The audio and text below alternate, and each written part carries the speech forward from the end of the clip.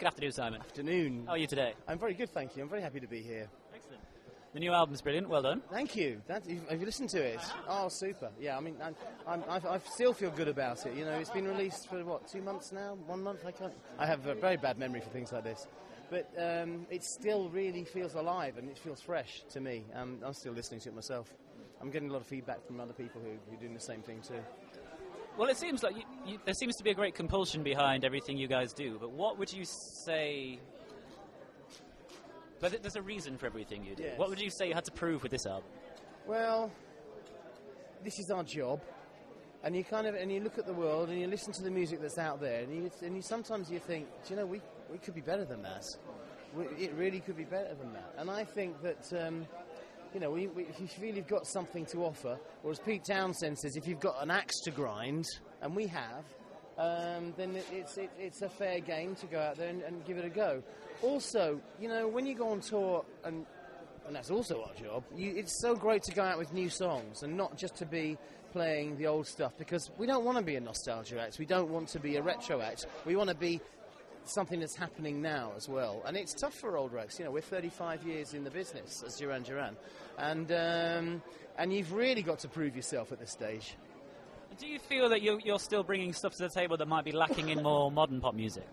Well, I think there's music has become very diverse, and I wouldn't want to get stuck into kind of criticising modern music in general, because I don't think it deserves it. There are fantastic modern acts out there. I'm thinking of people like Tame Impala, I'm thinking about FKA Twigs, I'm thinking about Charlie XCX as well, actually. Really great performers, some of them more pop, some of them more rock. But I think what we've seen in the last 15 years is the rise of television music, Saturday night music, stuff, and because it's supposed to cater to the lowest common denominator, i.e. your teenage or pre-teenage kids and your grannies as well. It's a lot of the sharpness has been taken off it, and I think so. I'm always a big supporter and a big fan of the independent bands who make it on their own, who don't have the big backing of a television contract or management or that stuff behind them. But music is a very healthy business. It's not going to go away. It's not going to get killed off by the X Factor. Speaking of, you wrote one of the best Bond film themes of all time. Thank you. What's your opinion on Sam Smith? Have you heard it? I caught it on. I caught a little bit of it. It's not my favourite. I prefer ours, but he's Sam Smith. He's got a beautiful voice. I'm a big fan of him. I support him and what he stands for as well. What do you think a Bond film soundtrack needs? I always think it needs something exciting, something that is surprising. Something which shocks you a little bit, whether it's a chord change or a rhythmic trick or something like that, or even a lyrical twist. I think a surprise is always a good thing.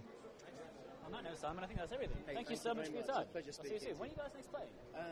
We're playing. Okay, we got a UK tour coming up. We'll start in 27th of November. Yeah. And we're going right the way through, playing 11 arenas across the UK, up until the 12th of December, which is my official start of Christmas. That date. That's when it starts. Yeah. So we're playing the O2 here. We're playing the Manchester, the arena in Manchester, Cardiff, Newcastle, Glasgow, all over. It's going to be great. Well, I'll talk to Stu and see if we can solve something special to Absolutely, film. Yeah, please do. Excellent. Please do. Thanks Thank again. you. Have a good day. Cheers.